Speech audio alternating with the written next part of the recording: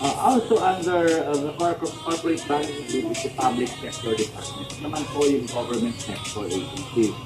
Like the national government agencies like National Food Authority and other government agencies.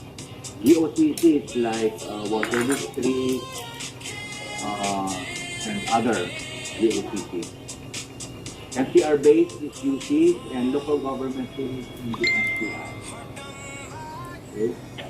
So, under the corporate banking group is the financial institutions department. This department handles foreign and local financial institutions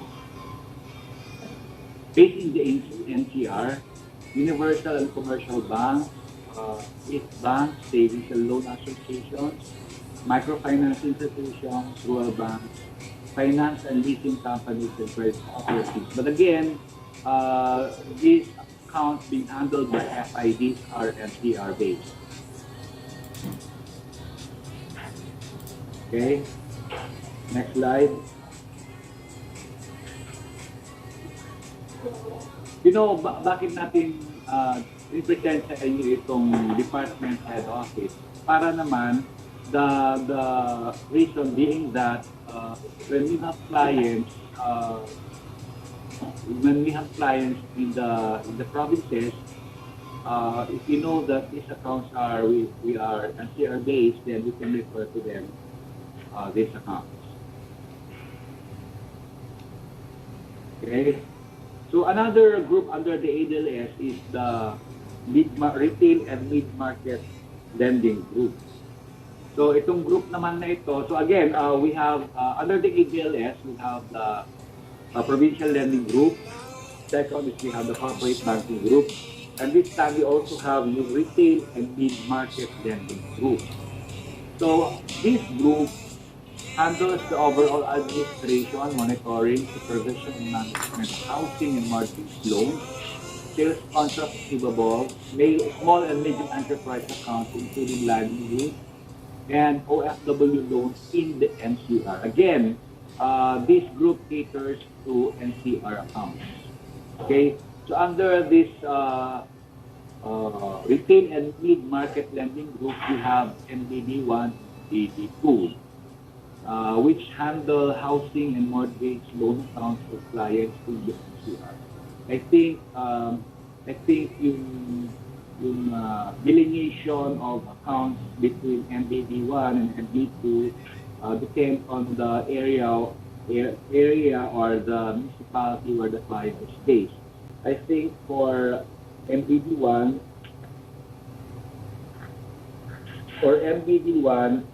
north of NCR, tama ba? We have representatives from MBD, north of NCR. Yes, sir. Meron po. Yeah. I think si Sam po ay taga MBD. Yeah, si Sam, oo. Yung MBD1 ba, ang area of coverage na is those accounts north or south of NCR. Hi, Ma'am Sam. How would you like to... Hello po. Yes, sir. Yung MBD1 po is sa north. North Part ng... Yes po. Yes, sir. Yung MBD2 po yung south of NCR. Yes, sir. So yun yung distinction between MBD1 and MBD2. They deal with housing and mortgage loans in terms of they cater depending on the location of the client, whether it's north of NCR or Yes, sir. Also under this group, we also have the SME mid-market lending department 1 and 2. They deal with small and medium enterprise loan accounts, including livelihood and OFW loan accounts with the NCR. So again, itong SME mid-market lending department 1 and 2 for NCR clients ito. Okay? So, this is also relevant because in the field, sometimes we have clients inquiring on our lending programs, but as you discuss with these clients, taga NCR lang, taga NCR pala sila. So we know where to be for this account, if ever. Okay, next slide. Now, under IDLS also is the program management group. yung PMG, LPMG. This is headed by Ma'am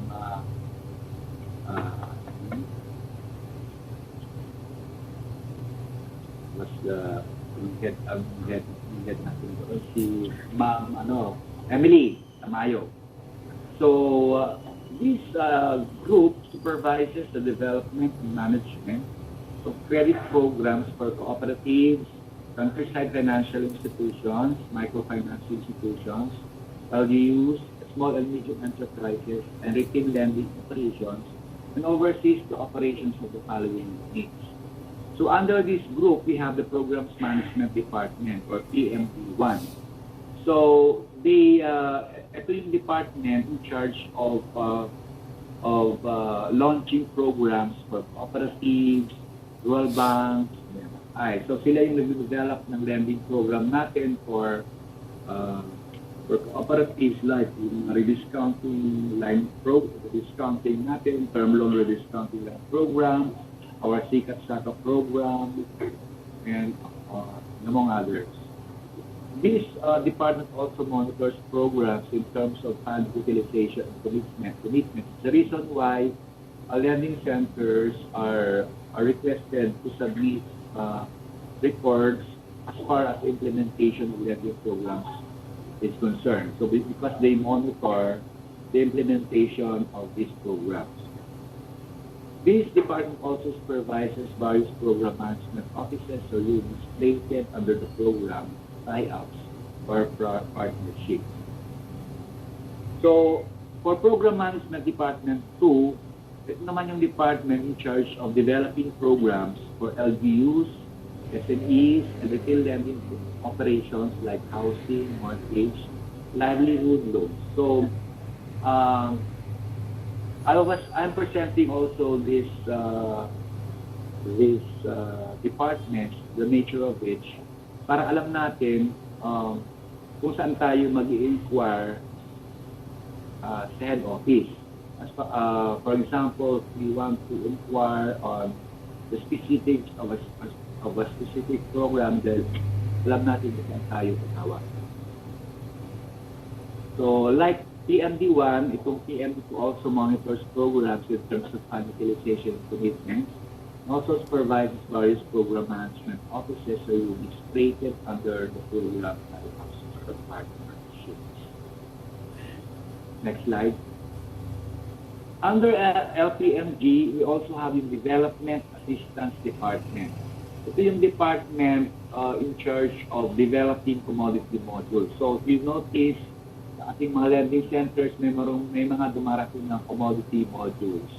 Sila yung nag-develop ng mga commodity modules as guide for the lending centers in granting loans to prospective borrowers. Like, mayroon tayong maximum loanable amount for each commodity. So, sila nag-develop ng mga commodity modules as guide of the lending centers.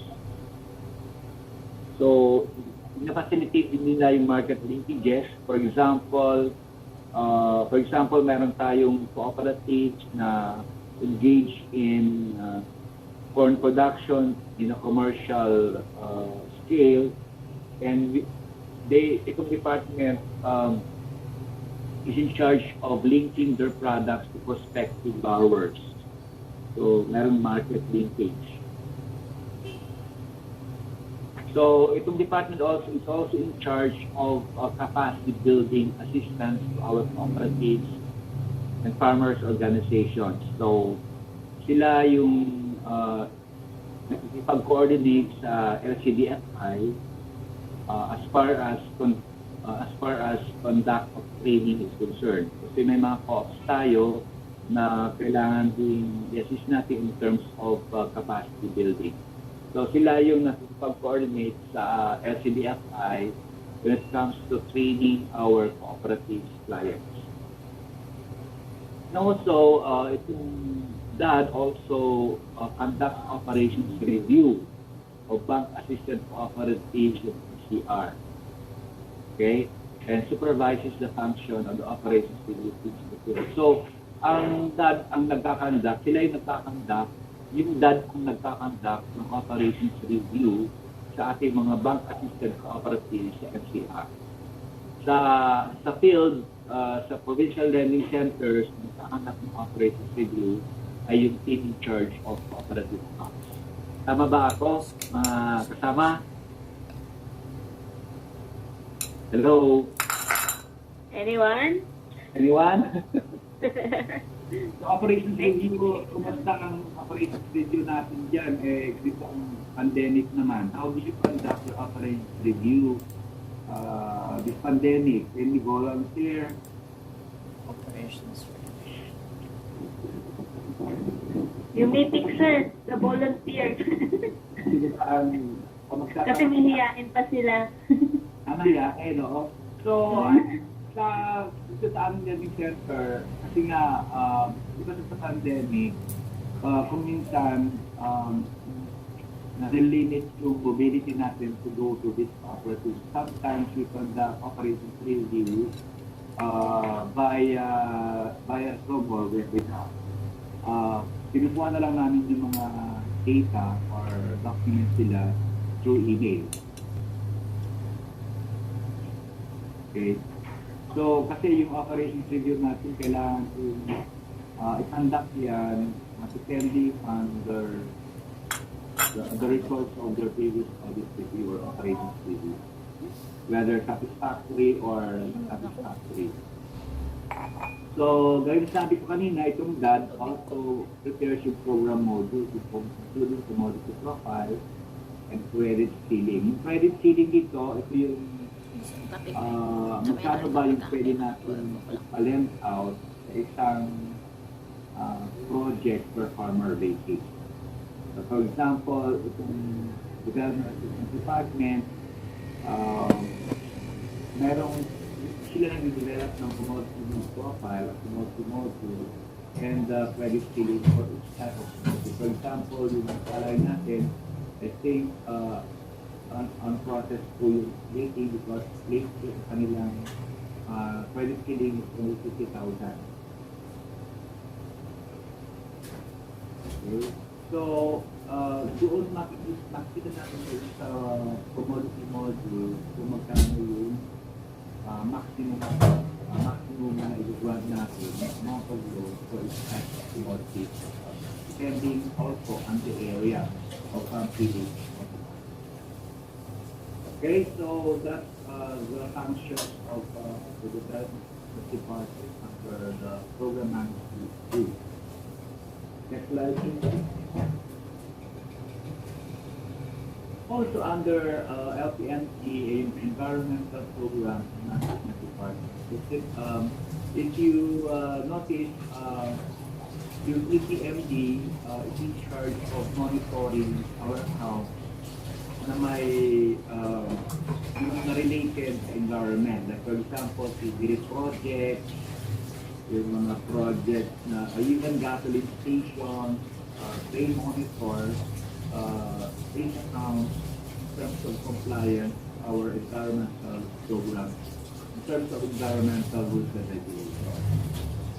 Yung mga agribusiness project involved in piggery, poultry, yung mga egg-laying business, gasoline stations, yun yung mga projects na monitor ng ating environmental program and management department to ensure that these accounts financed by the bank are environmental. Okay, so next slide.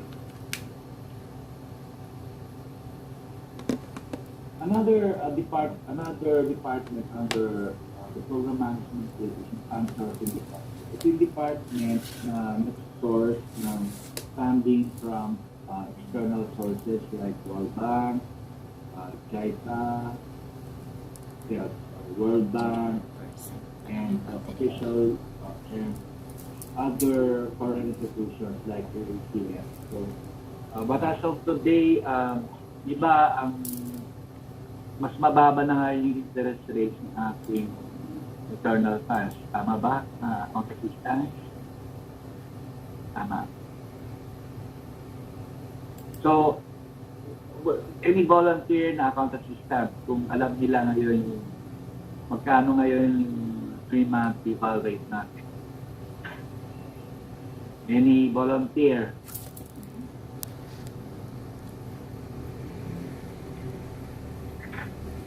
Any mga participants, you may use the raise hand button. Baka gusto nyo i-share. Hindi pa nila monitor kasi it's more the concern of the account officer. But I would suggest an account assistant should also be updated as to the going interest rates, especially our reference rate na ang reference rate po natin is based on eval rate. So I would suggest as this early na even account assistant should be aware of what's the prevailing eval rate on a particular day. Sa ngayon, mababa yung ating 3-month eval rate. Yung eval rates natin, mababa. So, as of this time, mas mababa ngayon ang interest rate ng ating lending programs using internal funds. Yung mga foreign funded projects natin, hindi natin masyado ginagamit yan because of higher interest rates. Okay? So, ito yung department in charge of getting funds or negotiating with other financing institutions outside the pending source of our lending business.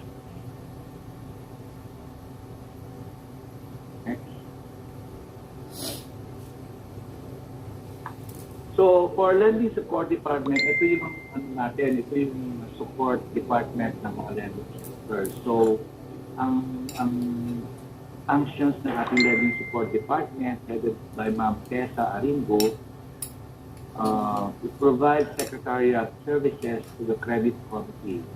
That's why pag mayroong credit committee deliberation, secretariat nila ay coming from the lending support department. It also provides secretariat services to the head office committee and asset disposal. So kung mayroong deliberation ng HOCAD, ang HOCAD kasi, yung HOCAD na to is in charge of disposal of foreclosed properties. Ang mga acquire natin properties from the client, from the defaulted of clients. So pag may deliberation ng HOCAD, ang LSD ay nabibigay din ng Secretariat Services.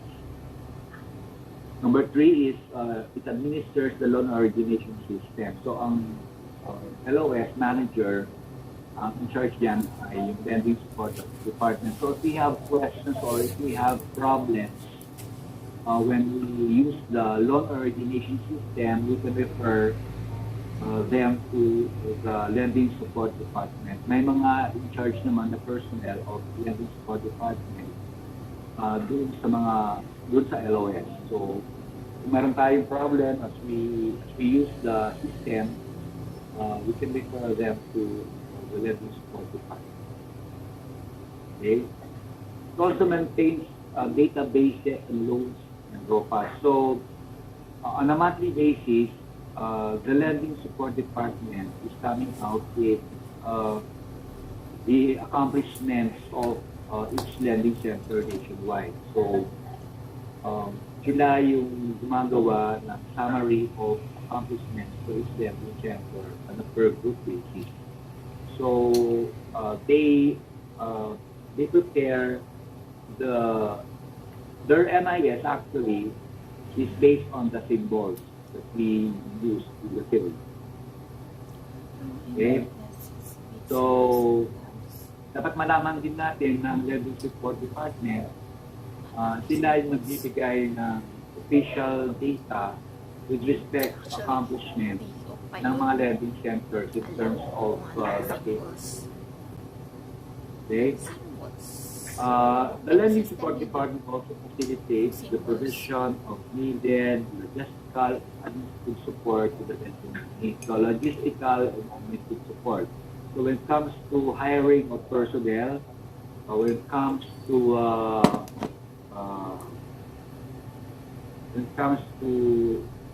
facilities needed for the lending center in terms of CAPEX and capital in terms of equipment, then the lending support department can assist us along this area. Okay. It also replies to audit findings with internal audit or what DSP. So kung may audit ang ng DSP sa land bank, sila yung nakikipag-coordinate sa mga auditors. In coordination with the lending centers po. Okay? So, yun, lending support department, yung support sa atin. In terms of administrative and logistics. So, questions so far? Wala naman siguro, these are Actually, sa likod. delegation lang of the functions of each department belong to each group within the sector. So far, sir, no questions naman po. Okay, so moving on. Next slide, please.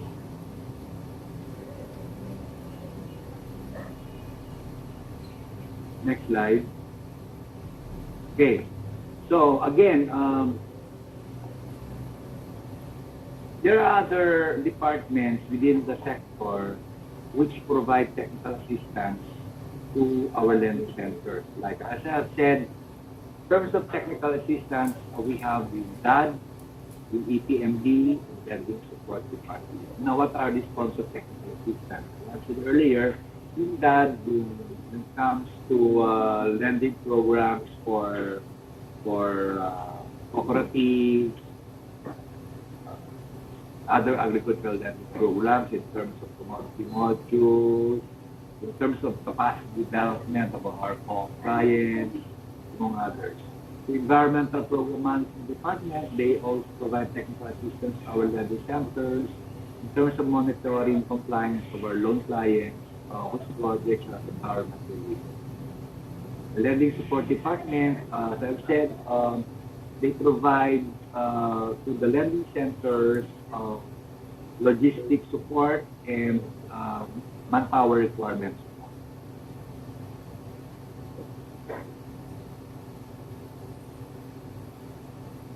Next slide, please. Also, meron din tayong support department, yung recovery department, which handles loan recovery sanctions of the outstanding units and past due loans amounting to 1 million. I think this was already upgraded to 5 million in above for provincial lending centers. So if there are, mayroon tayong accounts na which we cannot remedy at the provincial level, the provincial lending center level, transfer natin yung account sa ating loan recovery department to do the action. So, yun. That's the reason why mayroon tayong mga accounts at the provincial lending center level that we transfer sa loan recovery department. Okay? Then we also have the special asset department. Ito yung department in charge of our ROPA. Itong mga ROPA, ito yung mga foreclosed properties natin. So, it has been the instruction of top management sa bank that pag may tayong ROPA already foreclosed, this has to be transferred to our special assets department. Centralized na po kasi yung ating mga foreclosed assets sa special assets department. So, the special assets department, once the ROPA or the foreclosed property is transferred to them, then this department is in charge of administration and disposal. So, sila na yung charge once the ROPA is transferred to SPAD, sila na yung charge ng administration like payment of real estate taxes, ensuring that the foreclosed properties, the improvements are insured with our accredited insurance company. And also, this department is in charge of the disposal pumunta ako So, sa settings. they- Yan, they- settings. They do And then, the pumunta ka sa this department privacy. is in charge of disposing the surplus property Sa like baba ng battery. setting of minimum bid, yung mga Pagka ganyan, pumunta ka sa privacy, negotiation with pumunta ka respect to naman the sa pricing and the other analytics negotiation and to the terms of the disposal of the loan asset. So sila ang in charge Analytics ng and administration disposal once the property is transferred Click mo naman yung by the lending analytics center to data. the special asset department. Ayan, analytics data. Ayan, Okay. lalabas. So, ayan yung lalabas. Okay. And then, Next, hanap slide mo please. dito yung word na lag aggregated. Yun yung mahanapin mo. Another credit Latest support date. unit of the lending So, center ngayon is is product development, January program 21. packaging and So, transportation. hanapin mo yung So, ito lag yun. aggregated Customer January Service and 21, Product Development 2022. Department, Okay. Program Management Department 1 and 2, Fund Sorting Department, Furnishings Department, Asset and Liability Management Department. Lag aggregated. These are all based in Mention nasa ano siya. Next slide. Nakita ko kanina. Of course, the more familiar support unit of the lending center is our property valuation, Lag aggregated Credit January Information 21. Department. So, ito yung mga appraisers natin sa DI. We also have the loan administration unit. This no longer really exists. Ito na po yung And LOCO. then, click mo Doon po yung natin share. po, yung LOCO, Share. separate department of the lending center. Ayos na department is a unit separate in the lending center. So, yung loan administration unit ng lending center ay wala na Click ito. mo naman yung view At battery na-create cycle. na in lieu of the loan administration unit, the lending center is a LOCO. This LOCO is separate unit or the unit separate or separate from the lending center. They belong to the different group. Pero sa akin kasi, We also have yung organization center. ano na siya, ang bali, Lately, yung mga AOCs natin were also suggested to conduct nanakaw siya nung property valuation. 2019. But the main function of Ng June. conducting May yun eh, appraisal katapusan ng May. of So, collateral, na-snatch yung conducting una CIP, kong iPhone credit XR. rest Pero of secret lang yun. the Sa office lang yung nakakalam kasi umaga yun. So, nag-phone ako. Hindi ko Okay. naman alam ba. And of course, we also Siguro have to mga have 1 year, 2 years credit bago opportunity ako to be the nandito. consultant Sa with una, long documentation. So, For hindi ako masyado for head office cautious accounts, I sa think mga snatcher. kanilang they deal more with Masyado banking ako legal naging service kampante na department, safe. ARP legal Safe services dito. department, So, nung administrative legal 2019, department. And for the lending na-snatch siya centers, we habang deal with the nanonood full ako sa legal services Netflix. department. So Tas if they after provide nun, support to the lending center in terms of ensuring ay that hindi. our loan Tama, documents June. are June kasi yung are una kong phone, sufficient November for ko yun pinili, November 2018. So, 2019, bumili. We also have a credit support unit for loan Ay, implementation. June. Of course, we need to have the 2019. branches. So, ibig Sa mga provincial lending centers, ang ating loan releases, loan payments, of course, student branches, 2021. service Ito, 3 branches. years na. Oh my gosh. Also, for trade phone transactions, we have the international trade department. I think for lending centers whose accounts are engaged in Kasi yung export, 2 years na pandemic, ang bilis export lumipas. industry, Kasi 2020, kung like the 2020 opening kasi of siya ng letters of credit, pandemic foreign na letters yun, of wala credit, nang snatcher noon. Saka hindi pa ako naka-face we mask. deal with nung international time trade department. na na-snatch yun. Also, as credit So, support, ibig sabihin, credit support, we need to also have the 2019 accounting siya department na-snatch. Kasi for us speaking 2018, of the loan November transaction. 2018 ko Sir, pinili yung unang Treasury iPhone. Operations Department in terms of 18 providing November, December, inputs January, as to February, the March, April, May. foreign Tama, exchange 6 rate. months. Kasi And talagang admin wala to akong the 6 accounting months department sa akin yung una kong when it phone. comes to booking of Pero ayoko na. agrarian accounts which are to be booked. Tapos, ayun. Bumili ulit ako. Like yung ACF and RCF, these are book head office to the accounting office, the accounting department. Next slide. And of course, we as credit support unit of the bank, we have the credit policy formulation, compliance review, assessment. So, sila yung in charge ng formulation of the mga credit policies. For all you know, ang land bank is very dynamic in terms of credit policy formulation. And then, nag-change ang ating policies to go with the times. No? Para, wala akong naintindihan sa now, we also have the lending operations audit department, sila yung nag-audit sa ating lending centers, lending operations audit department. We also have the head office of system technology audit department.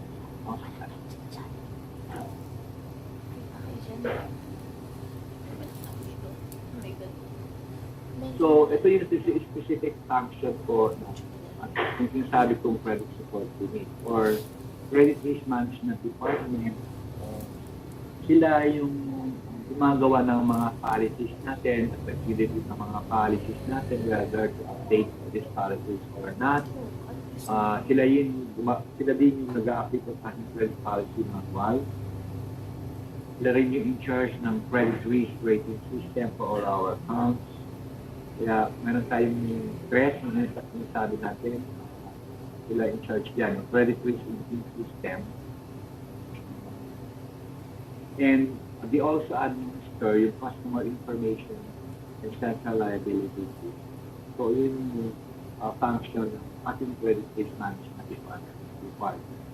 For the lending operations audit department or LOA, ito yung nagkakandak ng audit sa ating lending sectors. And even yung subsidiaries of land bank like leasing, other subsidiaries of land bank, as far as credit-related functions.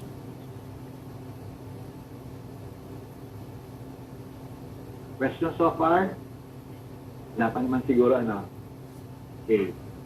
Wala pa, sir. Yeah, yung field operations audit department, sila naman ito yung counterpart ng LOA. Yung LOA in charge sa sino nag-audit sa ating mga lending centers, for the branches, accounting centers, extension offices, nag-audit sa kanila. Yung field operations audit department. Yung pagkakita ng LOA at LOA. Head Office and System Technology Audit Department, yung nag-handle naman ng audit o various operating center. Yun. Then we have yung audit service system. Sometimes, nag-create ng special audit ang ating audit committee and management. So, sometimes, may mga kinakandak na special audit sa mga lending sectors. So, ang in charge yan yung audit services team. Meron tayong audit service system. The services team ang take charge ng that. Okay.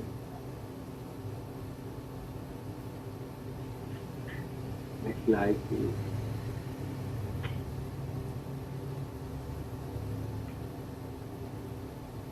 Next slide.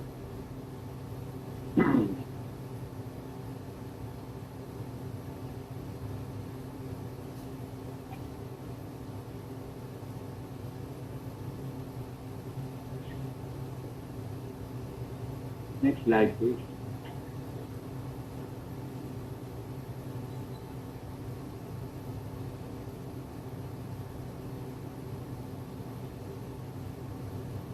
So again, assets and liabilities management group also provide a credit support to our lending centers, our sector.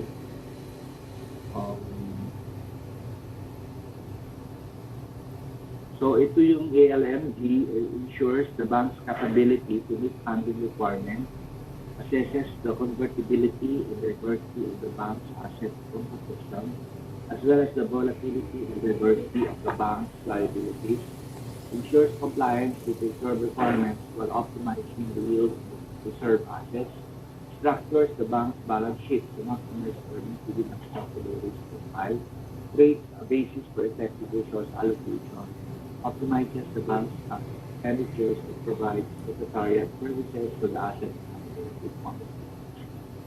The other operating centers, human nag-handle ng land valuation at owner's compensation per covered land holdings.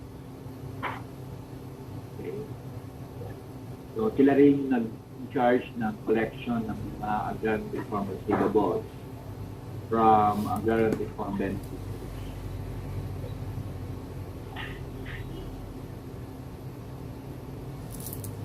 Okay, so that's all for the credit structure. Ang dami nating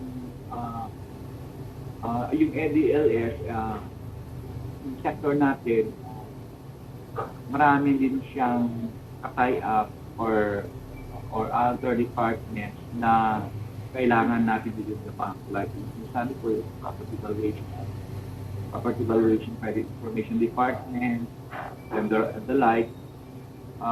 Kailangan din natin sila to our lending operations. Like, yung LOAD, kailangan din natin sila to ensure that our lending operations are within our credit policy, are within the bank policy. We need to have also to deal with our property credit information department because the lending center's assessment as to the capacity of the client to pay also depends on the results of the credit investigation on prospective clients. So we treat them, the other departments, as important as the lending as our sector. Okay. So any questions before we move on to another topic? This is the loan of the group of Lahat. iOS update. Diba? Okay naman siya.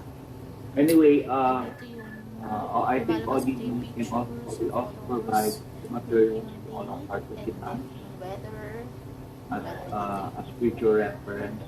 tapos meron Yes, sir. Actually, sir, nag-email na po ako kanina, sir, ng materials natin po dito. So any questions on the credit structure before we move on to the topic? ways. Sir, bali may clarification lang po kanina. I think CISPA daw po and OCAD is no longer part of EDLS. Pa-note na lang po natin mga Yes, we treat them as our support unit because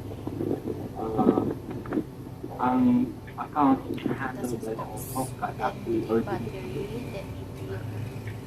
Like, first, yung OCAD natin or SPAD, they handle accounts which originated from the lending center. That's why we treat them as a support unit of the lending center because what we propose will be managed and disposed of by the SPAD. SPAD is not part of the lending of the sector, but we treat them as a support unit of the sector, like any other department.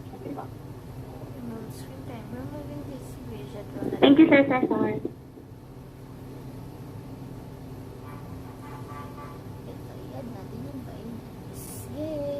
Okay, so there being no other comments, we move on to the loan approving group. Okay.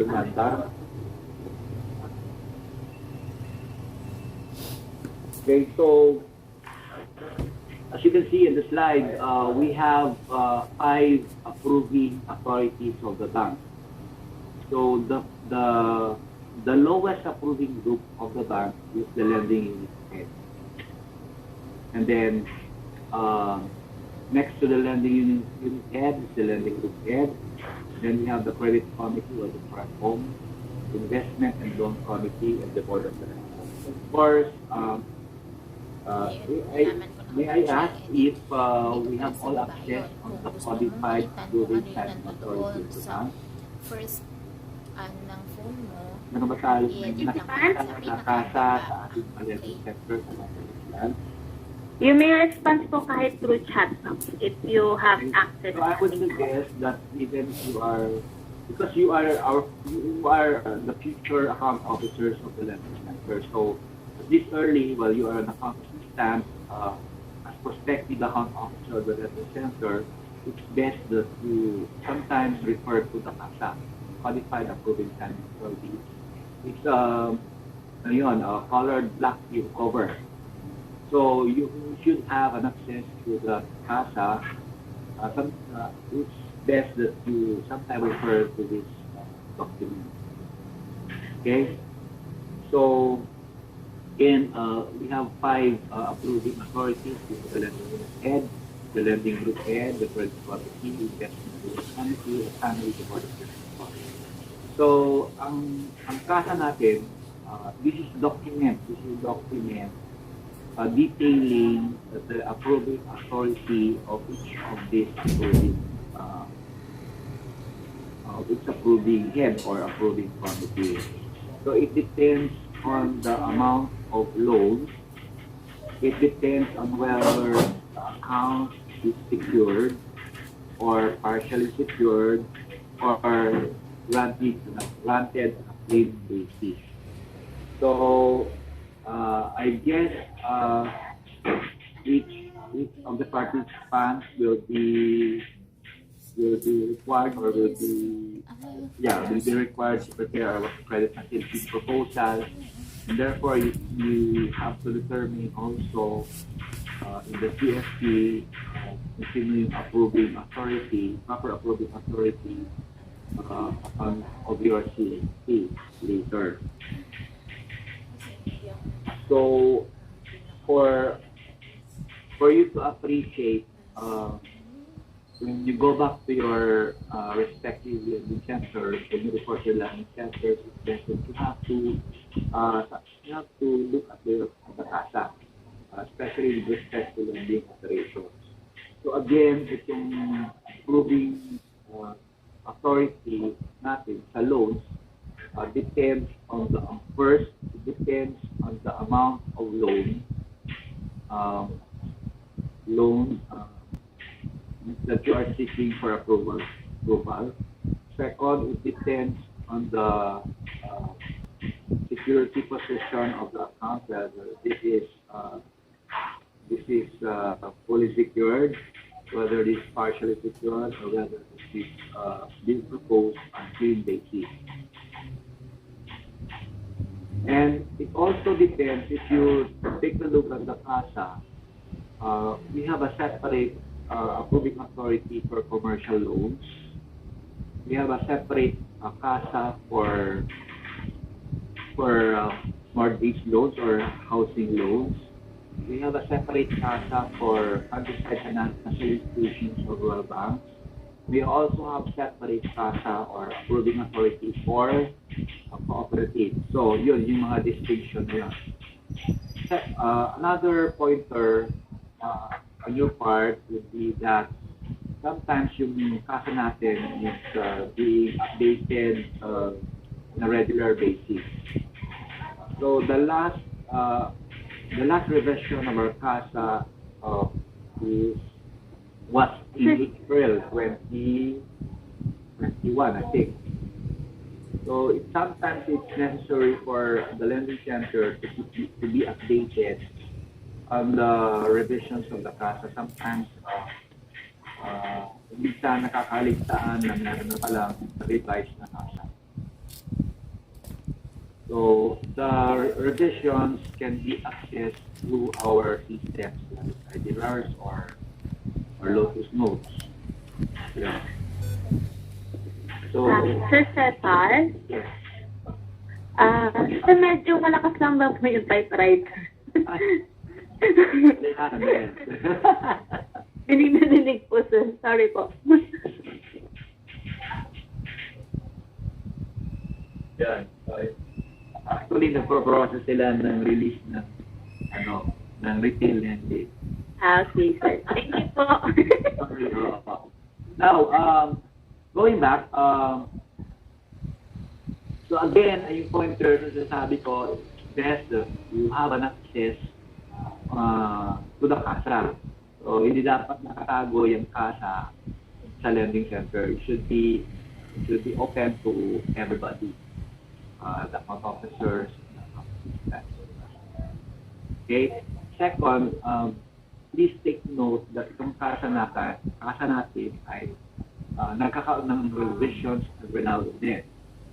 So that if you are not updated, you might be seeking approval of your proposal na hindi tumado sa dapat na mag-approve. So the best important is you should be updated on CASA. Third pointer, yung CASA natin depends on the amount of loan being proposed.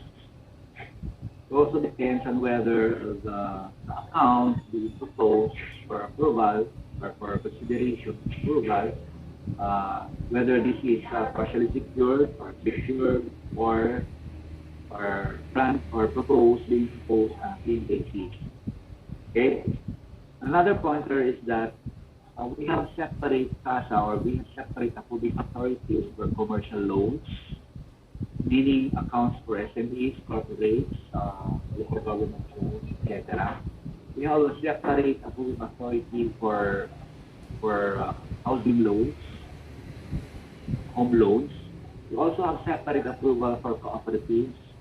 We also have a separate approving authority for countryside financial institutions or rural banks. So, andun lahat dun sa CASA natin. So, yun. Those are the pointers as far as using our CASA is concerned. Now, just to let you know,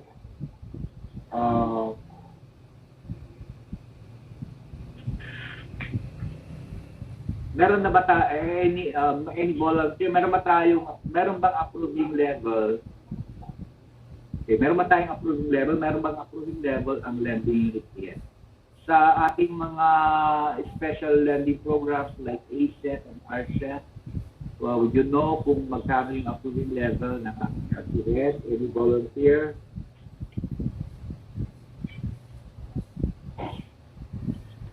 Diba, Anyone? yung mga account assistants, we process ASET and RSET accounts, yung mga retail lending programs natin. So, meron ba tayong volunteer dyan kung magkano ang approving level ng ating lending heads?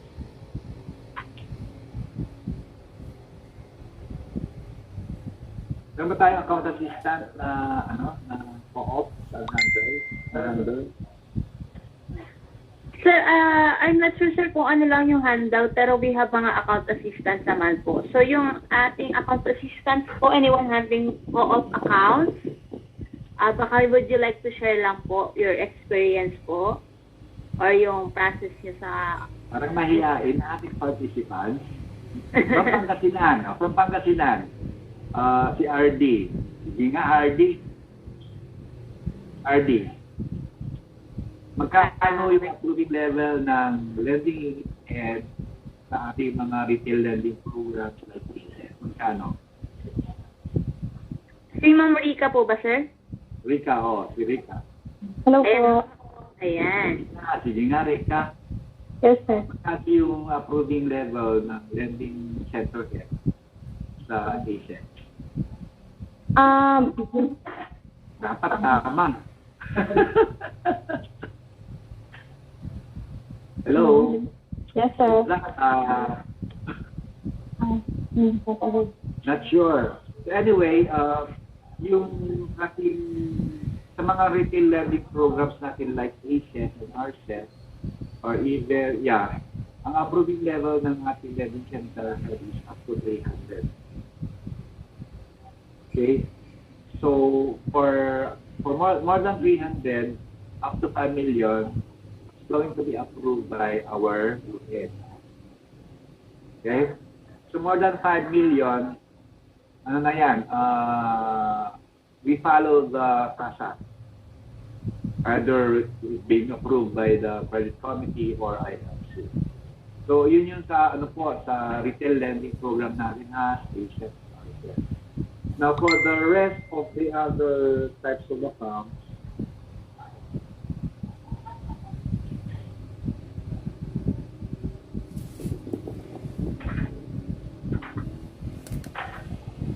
Ayan, other accounts. Nag-reply pa na si Sir Alfred kanina, handling daw siya ng co-ops. Date ko na nabasa. si Si Sir Alfred po. Oh, Alfred. Na-mention ko na, tama ba ako? Or mali ako? Yes po. Hi, Sir Alfred. Alfred.